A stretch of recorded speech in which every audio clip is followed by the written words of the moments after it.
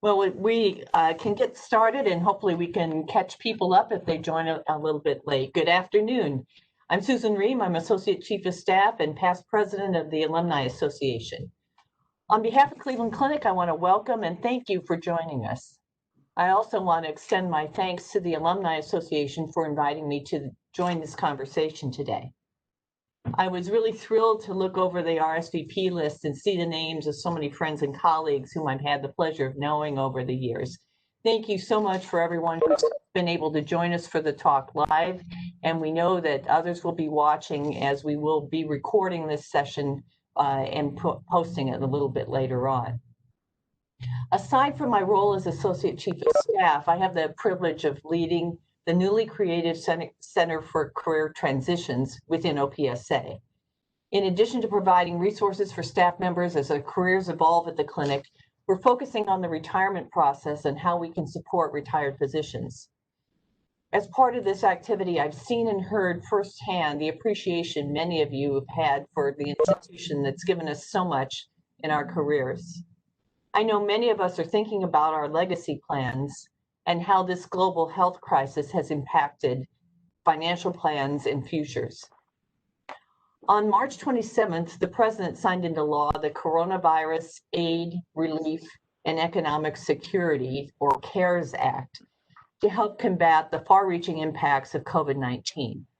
Until now, I thought the CARES Act focused on institutions and corporations. I was really interested to learn that the bill provides increased tax incentives for charitable giving, including which it signifies an intent to stimulate philanthropy throughout America. Today, we've invited Nelson Whitmire to help provide clarity and guidance on how these temporary changes may affect us and how it may affect our legacy options. As you know, Nelson has been with the Cleveland Clinic for over 20 years, and many of us have taken advantage of his expertise.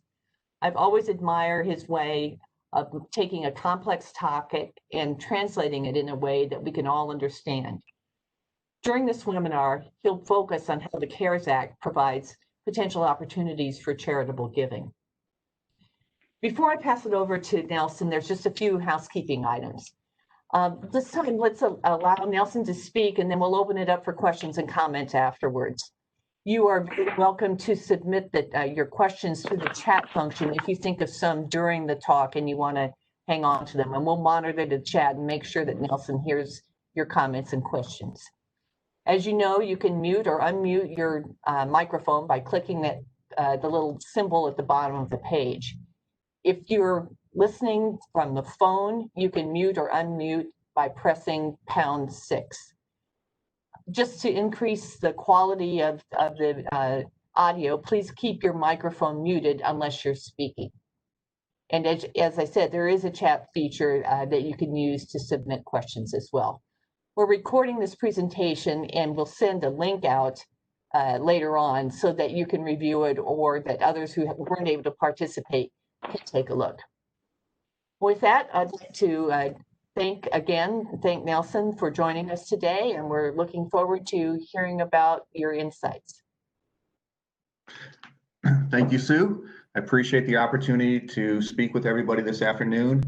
And as I go forward, please make sure to stop and ask questions if there's something I'm not very clear on. So if we can move the next slide. What I'd like to, before I begin on the CARES Act, I always like to pause and see kind of where are we today before we see how the CARES Act is making some differences. This is a little slide that most individuals have found helpful, and it kind of shows where you are in the middle. The tax structure, this is within the US, as money comes to you, there's an income tax. And that tax structure is based upon ordinary income, so your wages, your salaries, your investment return, like interest, and then there's a capital gain. If you had stock or other type of asset you need to hold for a period of time, sell it later, there's a tax on that process there. Once the money is in your hands, the line is you can't take it with you is true. So if you're trying to give it to your beneficiaries, there is a tax called a transfer tax. If you give that tax, that asset during your lifetime, it's possibly subject to the gift tax. If you give it at your death, it's possibly subject to the estate tax. The gift tax, little details there on the bottom there. You can give an annual amount to your family members up to $15,000 with no gift tax issue, so no problem. Start getting above that amount, then you start possibly getting a taxation event. The estate tax, right now, you can give up to 11.58 million to your heirs with no tax. Above that, you see it begins at an 18% tax rate and very quickly jumps to a 40% tax rate. That amount right now is scheduled to be in effect for 4 more years, that exemption amount of that 11.58, but then it is scheduled to drop back down to 5 million in 4 years. Next slide. At the clinic, we look at with an individual of setting up a type of gift structure called a blended gift. Understanding an individual's resources, they like to make an outright gift so they help the current Cleveland Clinic need, and they also like to make a deferred gift that helps the future clinic needs. And that together blends to make that transaction possible. This also blends in with the individual's own resources. So if I had another oval, I would have that intersect with the individual in the middle. So it would be blended both with your philanthropy and your family. And you see below some of the benefits of a blended gift. It increases your giving, it preserves wealth for you and your family over this longer period of time, and there are tax benefits on both sides of that, as we just looked at from the slide before. Next slide, please. There are unique opportunities, and you see these 3 boxes that go across here, and I call that the giving spectrum, and we're going to focus on each set as we go. So for the outright gifts, there are 2 main assets that I want to talk about. It's cash today, because that's where the CARES Act has the most impact, not stock or artwork, and the donor advised funds. Couple points that we will not focus on much is the corporate giving, but the CARES Act does impact corporate giving. It increases the charitable deduction from a 10% to a 25% just through this year. And it is not beneficial for donor advised funds. So next slide, please. Here's the overview of the CARES Act for giving incentives. The first main one is for individuals to make cash contributions to public charities, not donor advised funds, and deduct up to 100% of their adjusted gross income for this year only. That's up from what it was of 60% in last year. That is a significant increase. The second main area are the required minimum distributions in an IRA. They have been suspended for 2020 only. Purpose of that was to allow those funds to grow for individuals' resources. But what it also does on the philanthropic side, it allows more resources available to be directed to nonprofit today.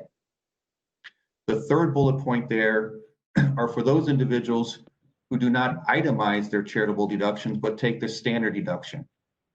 There's a change here that individual can also take a deduction of $300 above the line for a cash gift to a public charity. That combination has never been in effect before, a standard deduction plus an above the line deduction. So I want to go over a couple examples of those words we underlined to see how that plays out. Let's look at the benefit of a cash gift this year. I took an individual who has adjusted gross income of $500,000. And you see in that column, they're making the cash gift before this year ends. And if they made the cash gift right after, January 1st, January 2nd. They make a cash contribution of, I said $400,000. Now remember, cash does not mean your income. Individuals have bank accounts and resources set aside. It's not just what you earned that year. So that is a distinction. Each gift of $400,000 this year or next year, the deduction limit for this year is 100% because it's a cash contribution. If it were next year, 60%. The impact of that full $400,000 would be deductible today, and the individual's taxable income would be $100,000. If it were next year, only $300,000 of it would be deductible, and you would have 200,000 of taxable income. Significant difference just because one day of the week. Next slide, please. Before we can go on to some of the other benefits from the CARES Act, we've got to approach the gorilla in the room.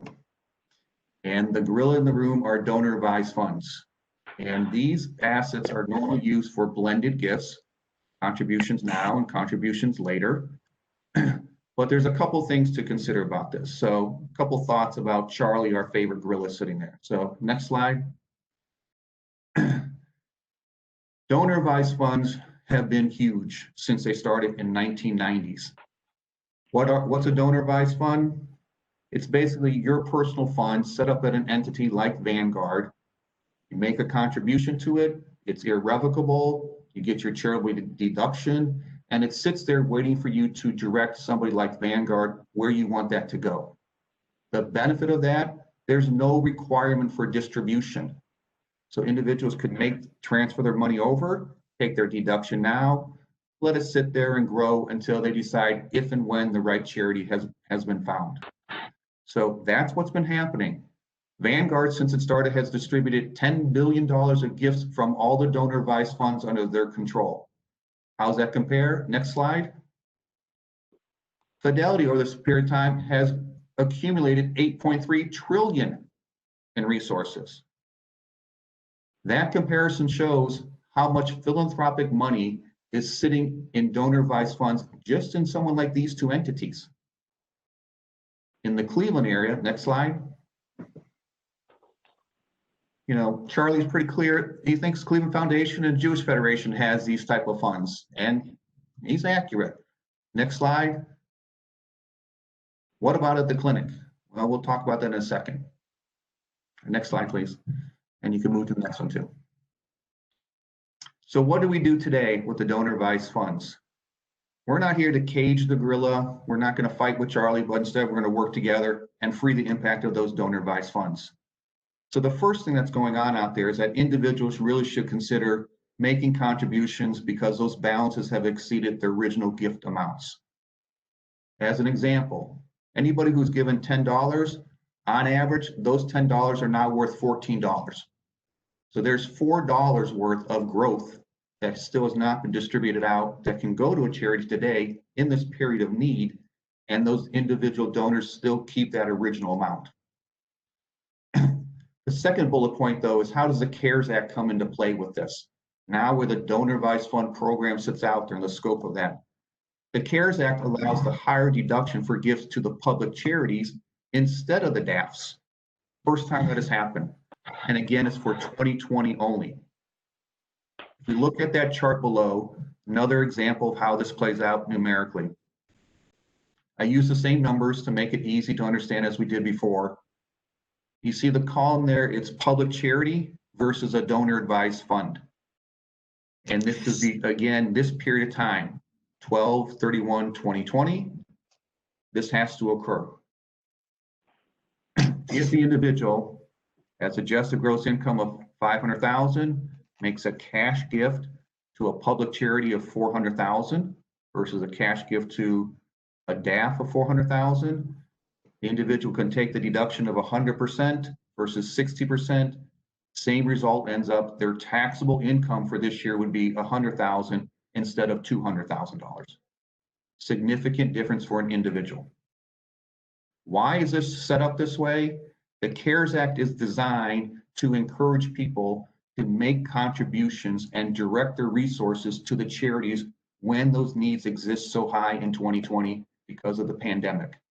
That's the whole reason these changes have occurred in the tax system. Next slide.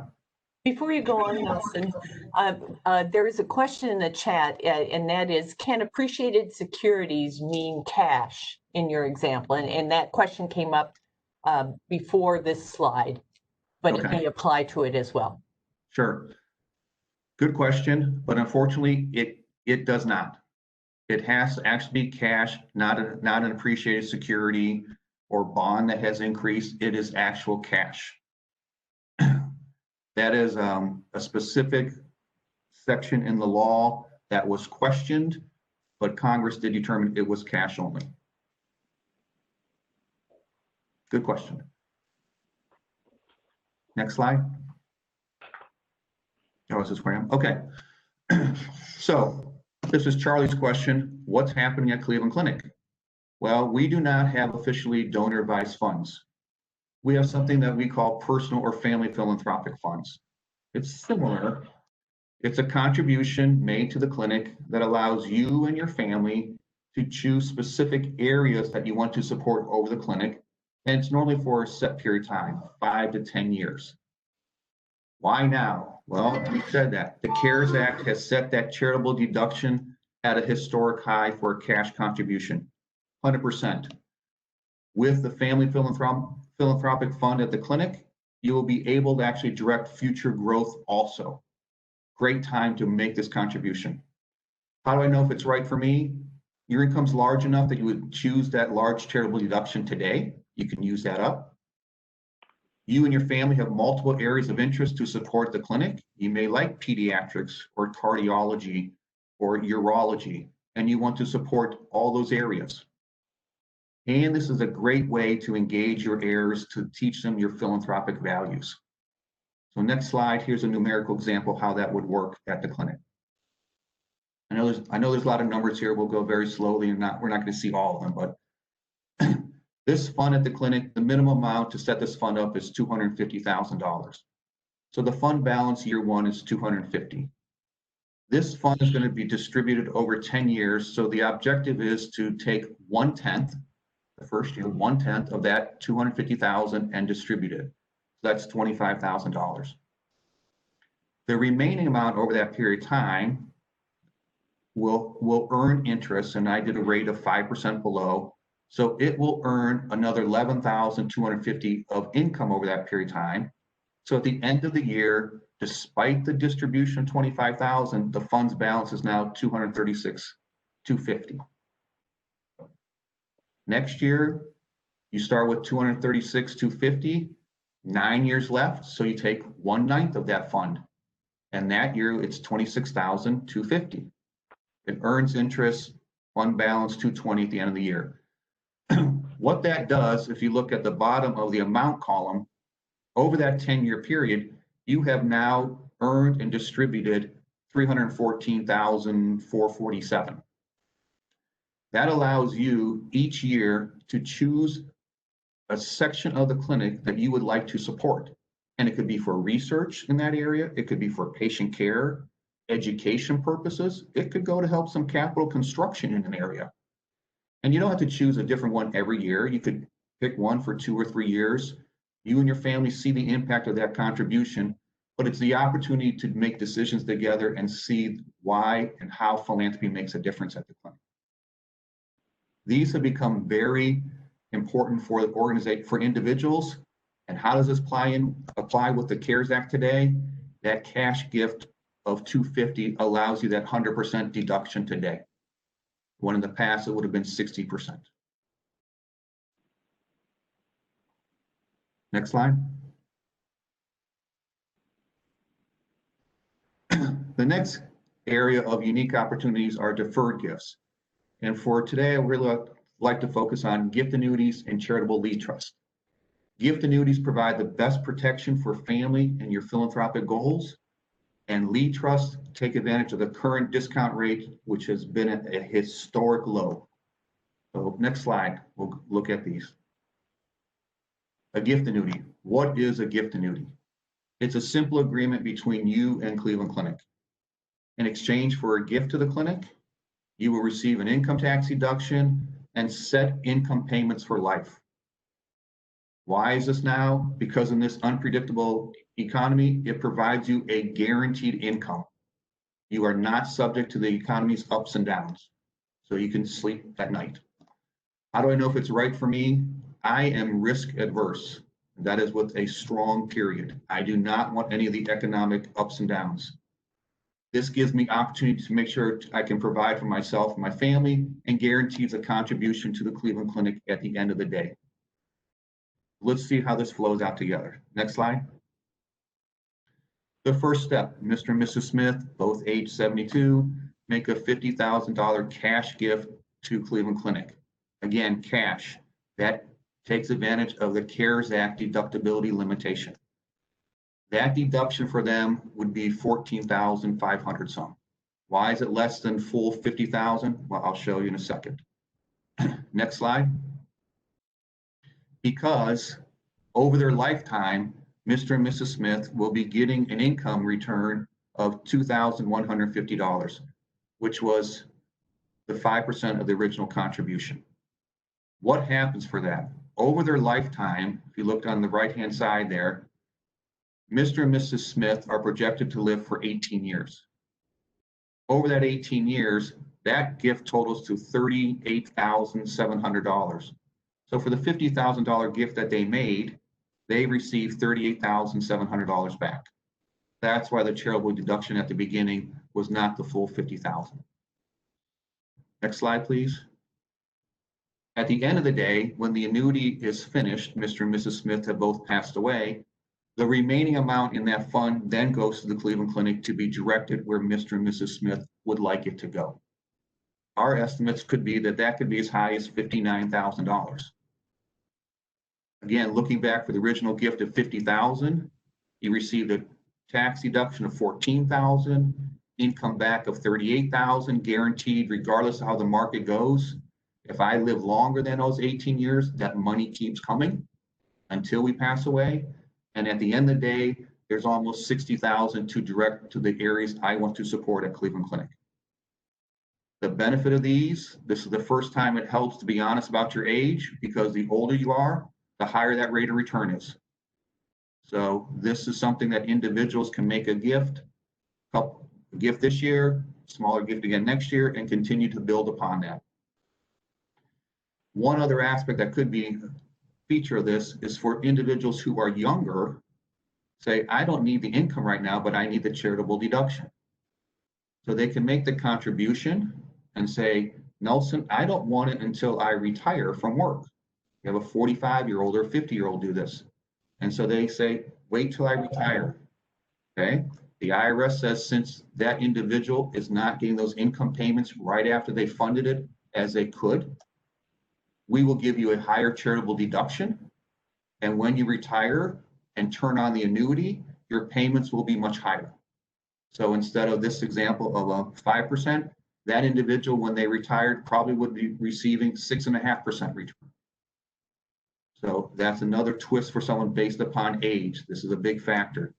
But under the CARES Act, again, to use that full deduction, it has to be a cash contribution. Next slide. The other example I wanted to go over was the charitable lead trust. And this is an economic incentive for us. What is a lead trust?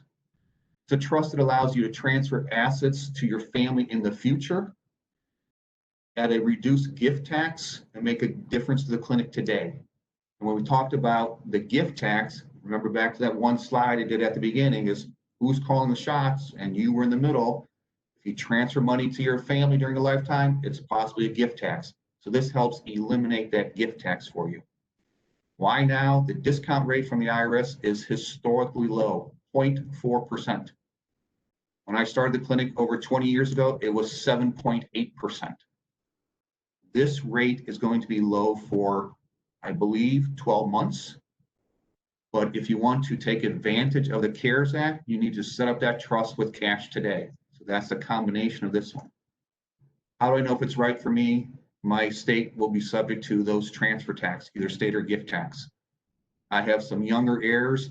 I don't think it's the right time to make sure they receive something, but I want to guarantee something for them in the future. Next slide. Let's see how this works.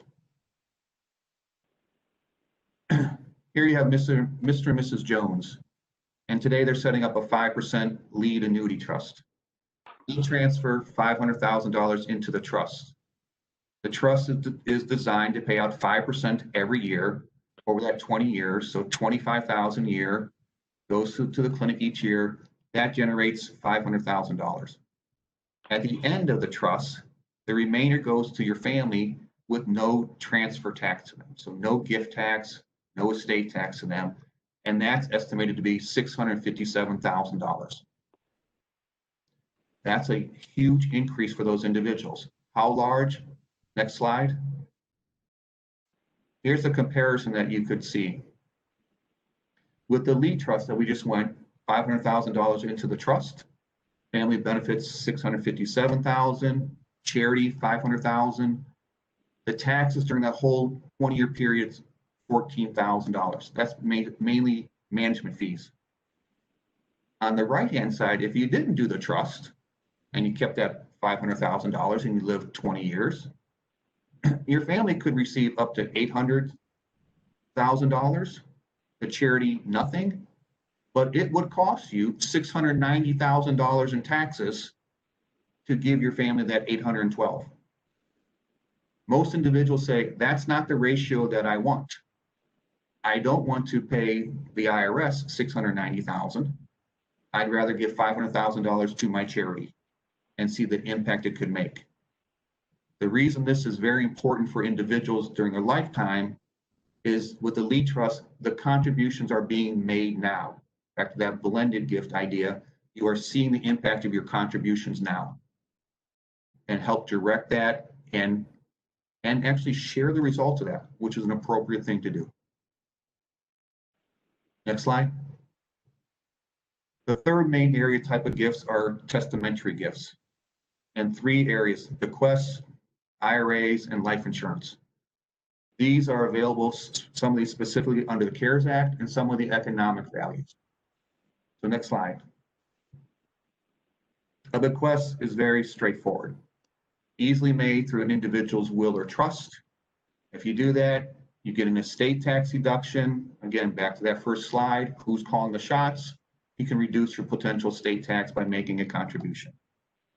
Individuals can create a legacy, their preferred program, say, I wanted to go to cardiology, I wanted to go to pediatrics, I wanted to go to your chosen area.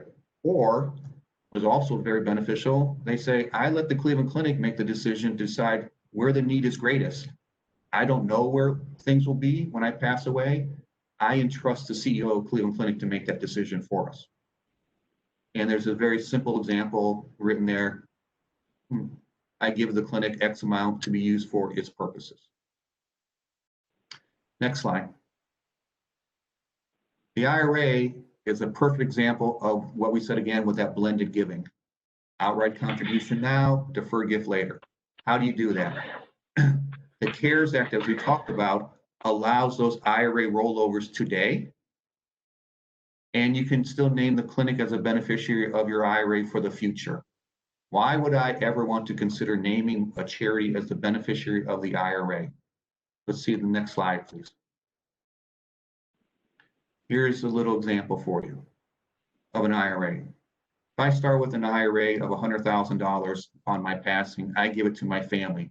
And these numbers are complete worst case scenarios as of today.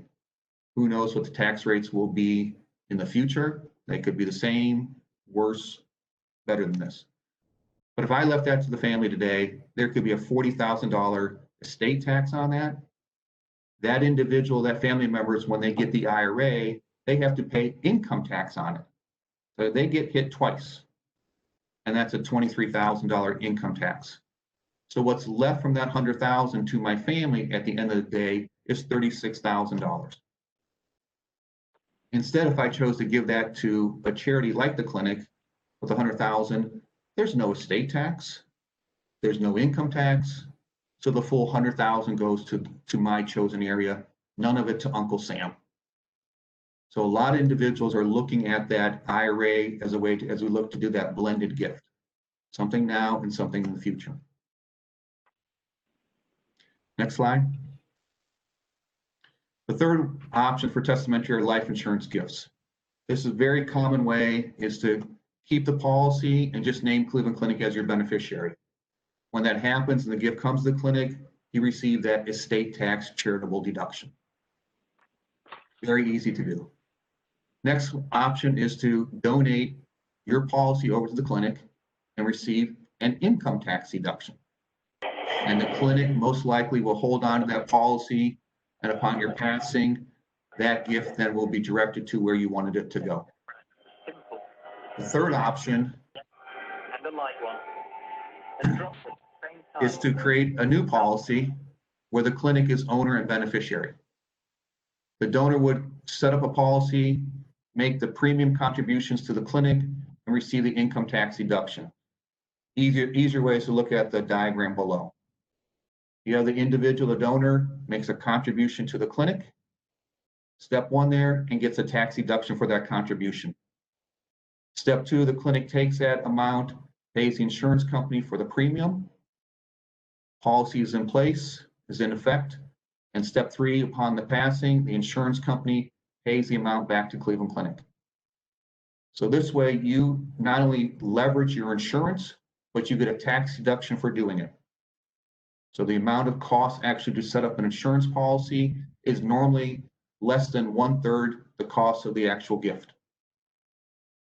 This is a great way for people to look at their opportunities because somebody's in life insurance, their insurability is never maximized. It's a great opportunity. Next slide. So here's a chance to ask a couple questions. Please use a chat or any way possible. Thanks so much. You're welcome to unmute and ask your questions live or through the chat, whatever works best for you. And if you want to unmute, if you're on the computer, it's at the bottom of the page. So I just unmuted mine and a couple of comments. First of all, I want to thank Nelson for putting this together. And, you know, I think it's something that really needs to get done. I think one comment that I was thinking, it sounds like all this changes at the end of 2020, and we've got 2 months to go figure out what we're going to do. And is that true? That is true. Good listening skills. 2 months. Well, actually, it helped to hear some of this yesterday, and there are things in here that I find appealing, but I'm not sure how it impacts my family. And I'm sure there are going to be questions.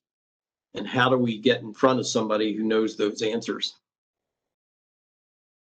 So easy way, and I think with this information when it comes out, my information is there, my contact information. You have Mindy's information through the Alumni Association. Together we are pairing up to get these questions in front of us and get the answers for the individuals, Joe, before the end of this calendar year. All right, thank you.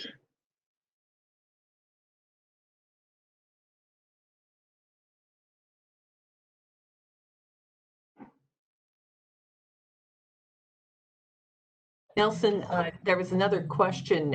Any rumors of changing the tax law regarding QCDs from IRAs? I haven't, the questioner didn't hear anything. And Jim, if you want to ask that live, feel free to unmute.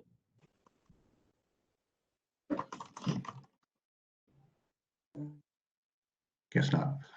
No, I'm coming. Oh. Here, let's see. Yeah, the QCDs are from IRAs, and even this year, where you don't even have to make a QCD, Right. but you know, future years, I haven't heard of anything from either Democrats or Republicans about altering this. So that's why I'm asking, in your community, have you heard anything? So in the philanthropic world, we have not heard anything. If anything, there's push to try to expand that amount beyond the 100,000 limit, because what the government is seeing is that some more people are starting to take advantage of that. So that is locking up those resources that are sitting in the IRA otherwise, and it's going out into the community.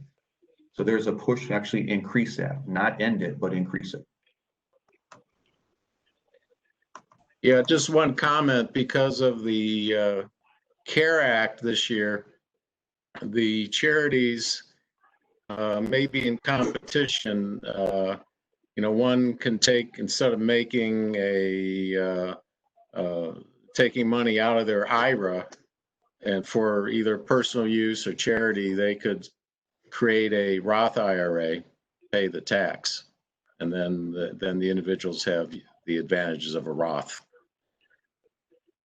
They could, and that's one situation that's been out there. But again, with that switch there, that causes a taxation. So somebody is going to pay some income tax to do that and do the financial calculation, see if that's better for them down the road. So not everyone is as sophisticated as you are, Jim, but that is out there. Or Belinda's doing it, that's probably.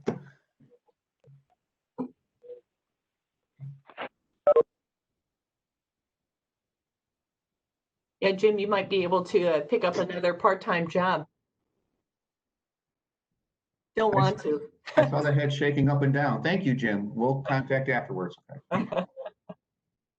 So, Nelson, are you able to speak to, not only is now a good time for these options because of the CARES Act, but next year is a very big year in Cleveland Clinic history? excellent point, Mandy. I should have said that earlier. As everybody knows, we're planning next year for the big centennial celebration.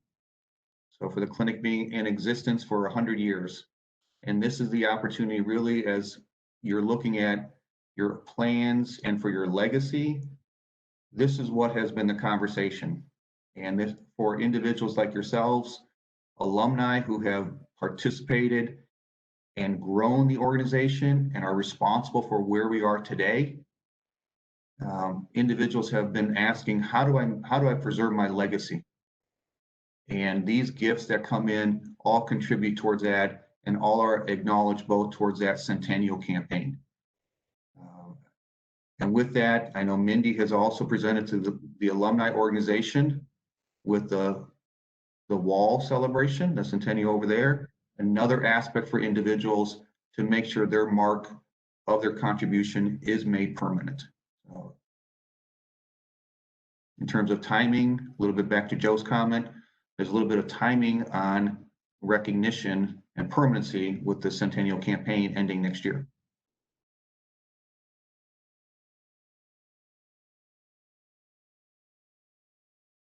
Hey, Nelson. Yes, sir. I think, I enjoyed the examples of the charitable gift annuity. And the other one was the charitable lead annuity trust. I think if there's a decrease in the estate tax, allowed estate tax deduction, which that's definitely is rumored, then these options get very interesting, more interesting. You are correct. And with the lead trust today, with the discount rate being so low, there's the financial benefit already, because all the trust has to do is earn more than 0.4% to be a winner of that investment return. Is the discount rate so low because of the interest rates are so low? Correct. And it's not anticipated. You hear from the Fed that those rates are going to change for the next at least 12 months. So this is the chance to look at that lead trust. If you're looking at this pure financially and economically, that is the opportunity. And to see what assets you would put in there to avoid, as you're saying, that possible estate or gift tax down the road. Well, or we can wait 1 or 2 years and, see, who's the president and who's running the Congress, and see if there becomes a reduction in that estate tax deduction. I mean, I've heard rumors that maybe dropping down to 5 million or even less. So, we're not going to get into politics here, but that drop down is going to occur right now in 4 years already. It's scheduled to drop in 4 years. When Trump came in, that was passed for an 8-year period. So if there's any change politically, it just may possibly drop sooner, that's all. But it's going to happen. Good questions.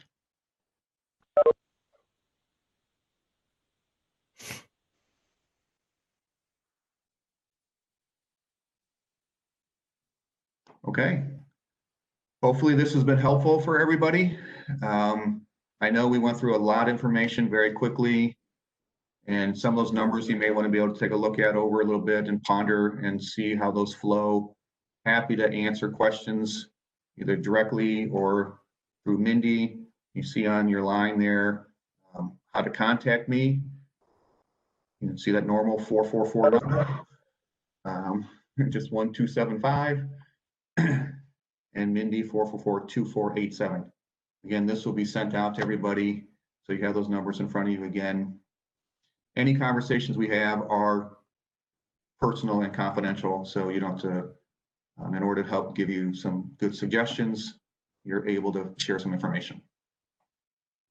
So, all right, thank you very much. I want to tell you that philanthropy makes a difference at the Cleveland Clinic, as well as all your services that you have done. Thanks, Nelson, and thanks everybody for joining us this afternoon. I wish we could do a virtual happy hour, but I'll assign you to do that on your own. Have a great weekend.